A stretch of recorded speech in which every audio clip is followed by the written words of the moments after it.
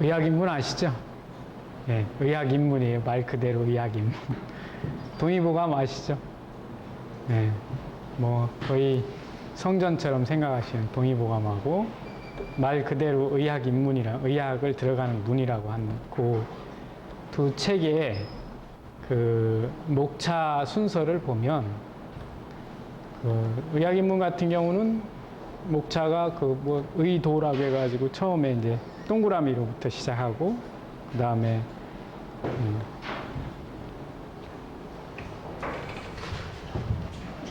처음에 선천도라고 얘기 나오고 그 다음에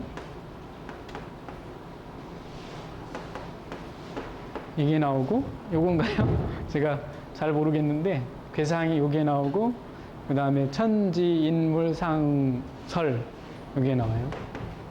천지인물상설 요게 나오고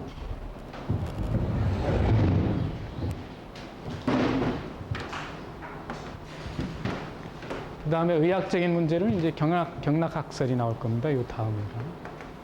경락학설, 장부총론 이렇게 나갑니다.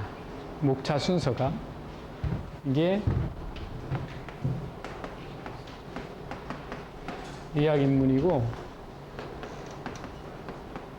동의보감에서는 첫 순서가 신형이죠. 신형, 정,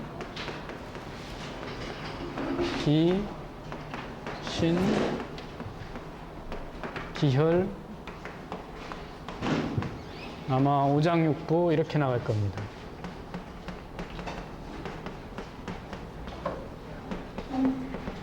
이렇게 순서가 이게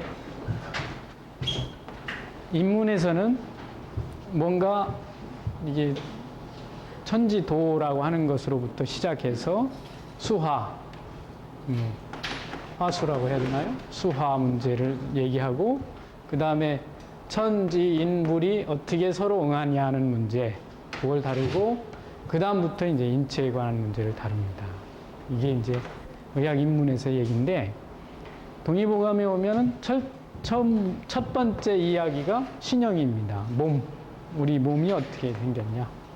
근데 사실 읽어보면 몸에 대한 이야기는 많이 나오질 않죠. 그냥 신체가 어떻게 생겼냐 이 정도지 해부학적인 어떤 몸 이런 걸 의미하지는 않습니다. 그런 다음에 정, 기, 신이라고 해서 이야기를 하는데 이것도 결국은 우리 몸에 있는 이야기죠. 몸의 무언가의 이야기, 마음의 문제, 몸의 문제 이런 걸 이야기하고 그 다음에 기혈, 그 다음에 가야만 해부학적인 장기에 대한 이야기가 나옵니다. 그 전까지는 이제 아주 일반론이라고 할까요? 의학이 가지고 있는 아주 일반론을 다루고 있다. 그렇게 생각해 볼 수 있습니다. 근데 이게 이제 커다랗게 보면 사람이 하늘과 땅 사이에서 살고 있는 상태에서 어떻게 물질과 응하고 있느냐는 문제를 다루는 게 한의학입니다. 그러니까 그렇게 보면 어떤 의미로는 인간 개체가 주위 환경하고의 관계 속에서 이루어지는 질병에 대한 문제를 다루고 있다. 이렇게 생각하시는 게 첫 번째 방법입니다. 한의학을 이해하는 첫 번째 방법. 그 다음에 동의보감 체계에서는 요거보다는 인체라고 하는 것에서 나타나는 내부에서 나타나는 질병 형태를 어떻게 이해할 것이냐는 문제. 요걸 다루고 있다고 생각하시면 됩니다.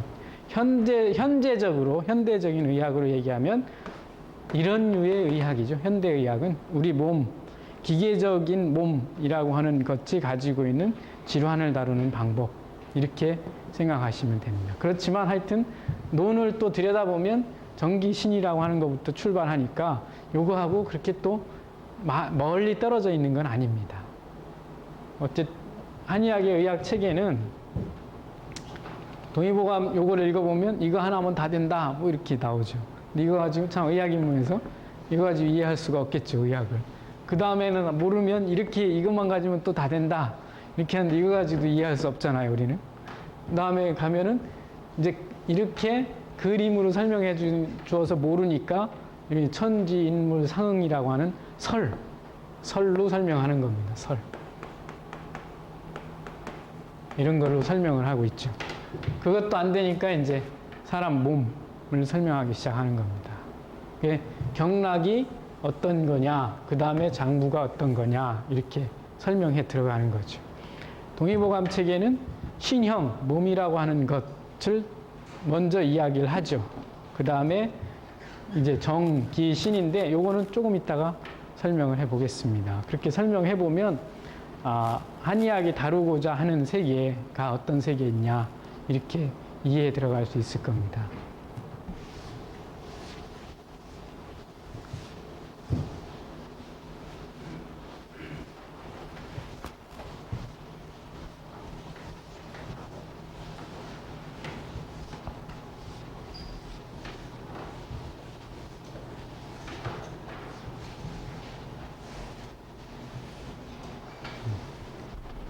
두 번째, 이제 첫 번째는 이제 한의학의 체계가 이렇게 생겼는데, 저라는 사람을 여러분들이 아시는 건 이런 거로 아실 겁니다. 이거 순환구조론. 구조론이라고 하는 것으로 저를 알 텐데, 그럼 순환구조론이라는 게 그럼 어떻게 생겨났냐? 이게 생각해 볼 필요가 있습니다. 아까 요 전에 의학이라고 하는 걸 대충 머리에 깔아 두시고, 순환구조론이 어떻게 만들어지냐면 첫 번째는 역사입니다. 역사. 의학의 역사를 바라봐야 된다.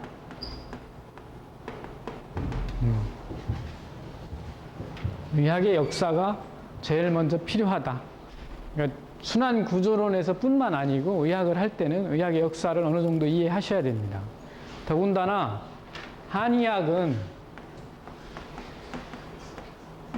한의학이라고 이렇게 표현된 이 의학은 엄밀하게 따지면 과거 의학의 연속입니다.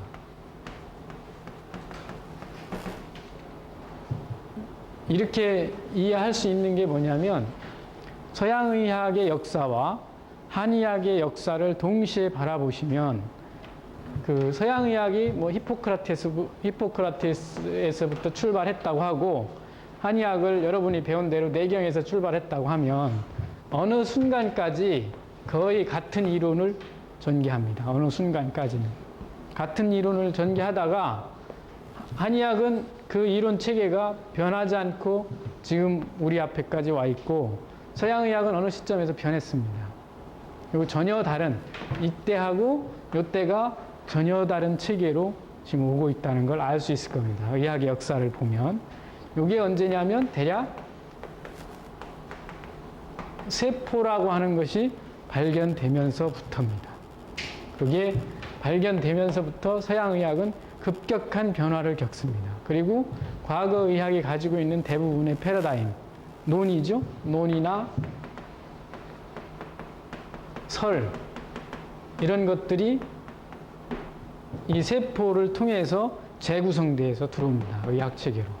이게 서양의학의 체계고 한의학은 이 설이나 논이 지금 여러분 앞에까지 와 있습니다. 그래서 여러분들이 공부하는 게 장부총 논이잖아요. 논. 체질론, 그죠? 사상의학 같은 경우 체질론 이런 것들을 공부하는 거죠. 이런 것들을. 이건 패러다임,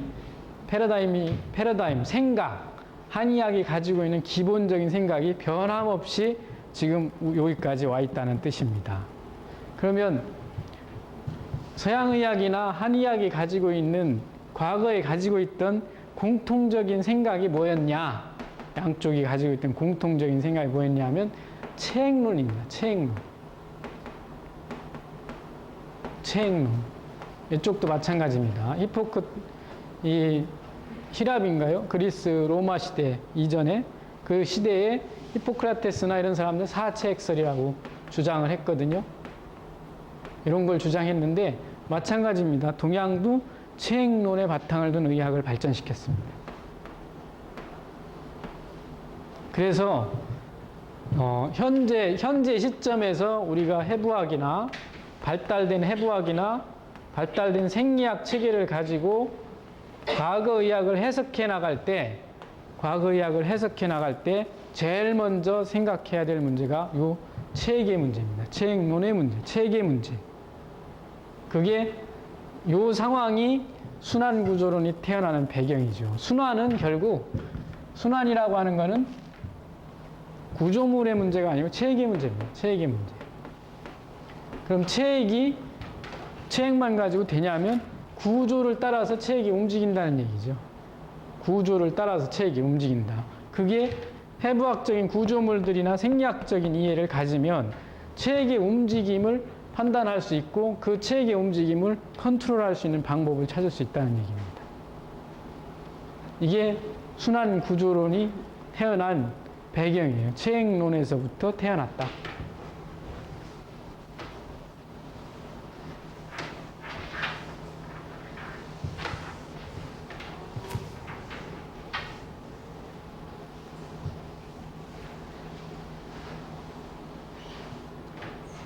자, 하나의 사람이 이렇게 생겼다고 합시다. 자연이 있습니다. 이만한 자연. 이걸 우리는 환경이라고 하죠. 보통 사람 몸은 36.5도씨의 체온을 가집니다. 그럼 환경이 예를 들어서 0도가 된다. 0도씨가 된다면 체온을 계속 잃을 겁니다. 그죠? 계속 뺏기죠. 그러면 체온을 지키기 위한 시스템이 작동해야 됩니다. 거꾸로 우리가 39도쯤 된다면 열발산이 안 돼가지고 내부에 열을 내보내기 위한 시스템이 작동해야 됩니다. 그렇겠죠? 그럴까요? 안 그럴까요? 작동해야 됩니다. 열을 내보낼 수 있는 시스템이. 그럼 열이 안 빠져나가면 병이고, 아까 지금 39도씨 상태에서 열이 안 빠져나가면 병이고, 그 다음에 0도씨에서 체온을 지킬 수 없는 상황이 되면 병이겠죠. 그죠? 예. 이런 상황을 한의학은 뭐라고 표현했냐면 육음이라고 했습니다. 육음. 그죠? 풍한서습조화. 풍한, 서, 습, 조, 화. 이렇게 표현을 했죠. 그러면 환경이 바람이 많이 불면 어떤 상태, 몸은 무엇을 지켜야 되느냐, 이런 거 생각해 볼 만하죠. 바람이 많이 불면 무엇을 지켜야 될까요, 몸은? 이쪽의 온도가 많이 흔들리고 풍속이 생기면 피부에 수분을 지켜야 됩니다. 수분. 이제 조금 더 생각해 보면 알 겁니다. 지금 얘기한 대로 추우면 체온을 지키기 위한 노력을 해, 그 시스템이 작동을 해야 되고, 바람이 많이 불면 수분이 날아가는 걸 막는 시스템이 작동해야 되고요. 그 다음에 더우면 아까 열을 내보내는 시스템이 작동해야 되고, 그 다음에 습하면, 요 반대로 지금 바람이 불면 수분이 날아가는 거를 막을 수 있는 방법이 작동해야 되는데, 여기가 습기가 비가 많이 온다든가 습하면 평상시에 나가던 일정한 수분이 있겠죠. 그죠? 일정한 수분이 나가줍니다. 이제 코를 통해서도 나가고 피부를 통해서도 나가는, 잘 못 나가잖아요. 그러면 그 수분이 정상치를 유지하는 시스템이 작동해 줘야 됩니다. 몸 안에서. 그렇겠죠? 그렇게 작동합니다. 뭐 여러분이 머리로 생각해서 작동하는 게 아니라 몸이 알아서 그렇게 작동하는 거예요. 작동되는 거죠. 예? 그게 첫 번째로 한의학이 생각한 질병론입니다. 지금 풍한서습조화가 작동할 때 그걸 지키는 시스템, 몸 안에 있는 시스템은 순환이라는 얘기죠. 첫 번째 이해할 수 있는 시스템이 순환이다. 순환, 체액. 그러니까 체온을 지키기 위해서 어떤 식으로 몸이 작동해 줘야 되는데, 그 상황은 제일 먼저 포착되는 게 순환으로 포착된다는 얘기입니다. 한 발짝 더 들어가겠습니다.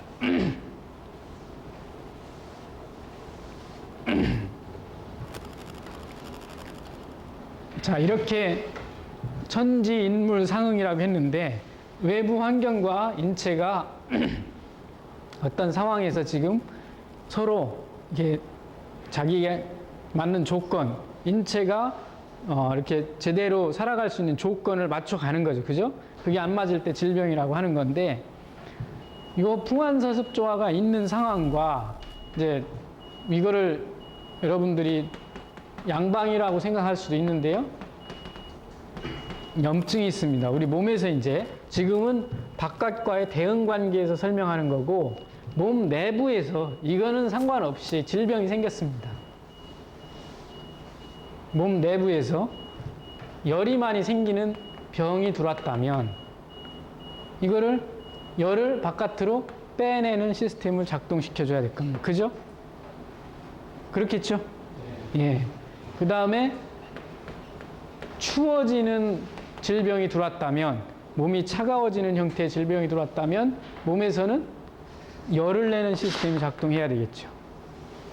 이제 자, 이건 쉬운데 그러면 이런 건 어렵잖아요. 몸에서 바람 부는 질병이 작동했다면 이런 게 무슨 병이 있겠냐, 이제 그런 문제인데, 어쨌든 바람이 부는 것과 같은 질병 현상이 작동하면 아까 수분을 지키는 시스템이 작동한다고 하는 것처럼 또 몸 안에서도 그런 시스템이 작동해야 될 겁니다. 인체 내부에서 일어난 질병도 결국 이 외부에서 얘기한 아까 유금처럼 유금과 같은 현상을 띈다고 본 겁니다. 옛날 사람들은. 그 띈다고 본 건데, 그렇게 해서 이 인체 내부에서 일어난 질병 현상을 해석하기 위한 첫 번째 단서는 염증입니다.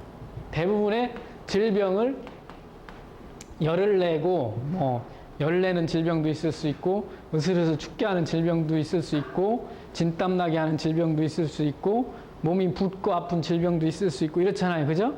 그렇게 되게 하기 위한 조건, 어떤 것들이 와서 몸에 열이 나게도 하고 아니면 으슬으슬 춥게도 하고 이렇게 할 수 있는 조건이 뭐냐면 염증이라고 표현하는 그 반응입니다. 질병 치료 과정이죠, 일종의. 그러니까 외부에서 몸 안으로 침입자가 있을 때 요 놈을 물리칠 수 있는 방법이 염증 반응입니다. 그 염증 반응의 단계에 따라서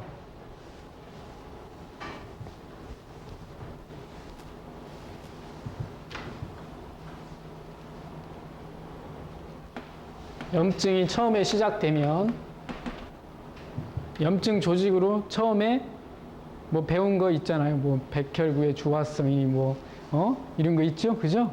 뭐 3대 증상이 발적, 종통, 부종이죠. 부종, 통증 뭐 이런 겁니다. 뭐 요거에 따라서 처음에 염증 부위에 혈액이 막 공급됩니다. 일단은. 그러니까 뭐라 할까요? 그 병원균을 주기 위해서 뭐 면역세포가 가든지 다른 물질들이 더 가줘야 되니까 증가하는데, 그때 이 첫 번째 단계, 혈액이 막 가는 단계는 열이 일어납니다. 후끈후끈하다는 발열, 발적, 발열이죠. 발열입니다. 그래서 한의학에서 얘기하는 열증이 몸에 생기는 거죠. 열증이 생기니까 열을 내보내야 되잖아요. 그죠? 열을 내보내야 되는 시스템이 작동해야만 염증 열을 제거할 수 있는 거죠. 몸 안에서. 염증을 일으킨 인자는 지금은 생각하지 마시고, 바이러스든 세균이든 이건 다 상관없고, 어쨌든 몸 안에서 일어난 열을 제거하는 시스템이 작동해 줘야 됩니다. 자동차로 얘기하면 라디에이터가 돌아가야 된다는 얘기죠. 그래야 엔진이 터지지 않을 거니까. 그래서 열을 내보내는 시스템이 작동을 해야 되고, 이 열을 내보내는 시스템이 잘 작동이 안 되면 약이나 침이나 이런 걸 통해서 내보낼 수 있도록 노력하는 겁니다. 이때 열을 내보내는 가장 좋은 수단이 뭐냐? 그거는 수분을 제거하는 겁니다. 수분을 제거하는, 몸 안에 수분 제거가 가장 좋은 수단입니다. 본과 2학년 정도 되면 아마 상한론이나 이런 걸 배우면서 배웠을 겁니다. 이게 땀을 낸다. 이게 수분을 제거하는 겁니다.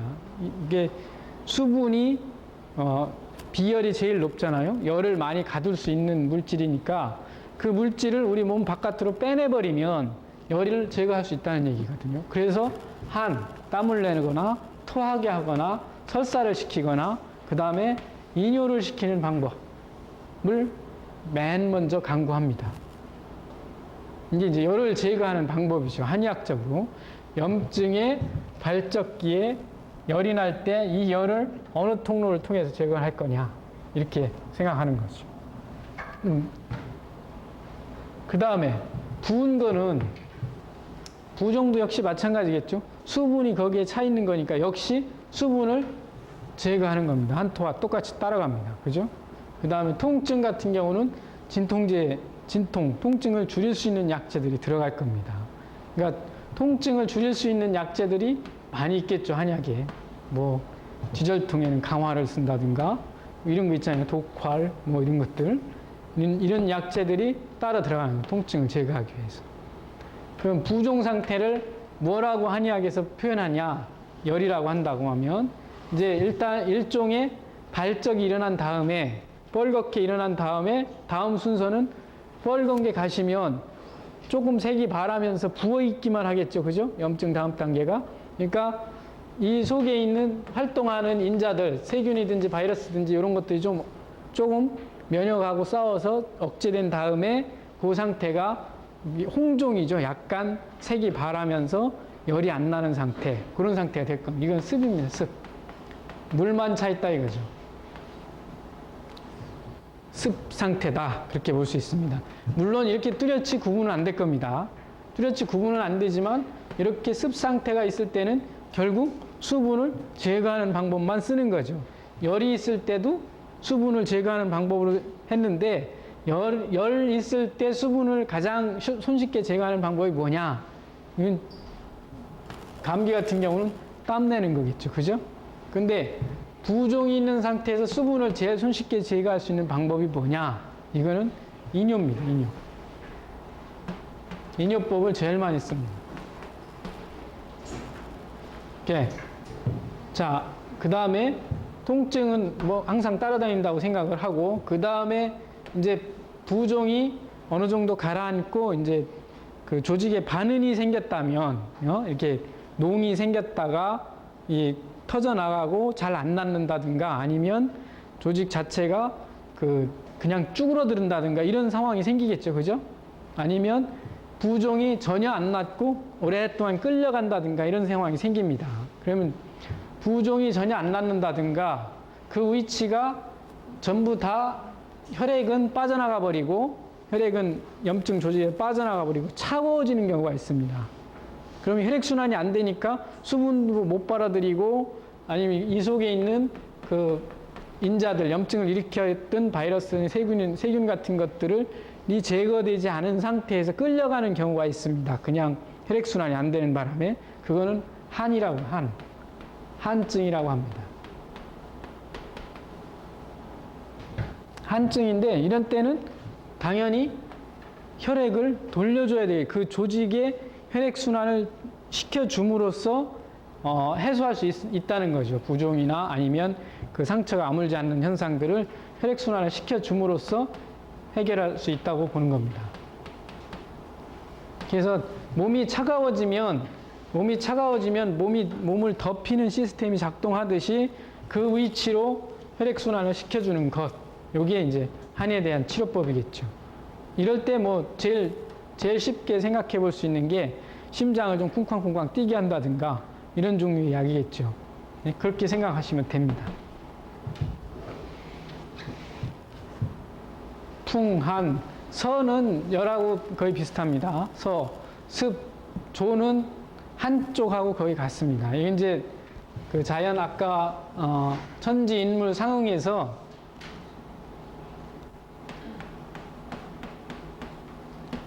한하다 뭐 이런 거 뭐 한의학에서 무지 많이 쓰는 말인데.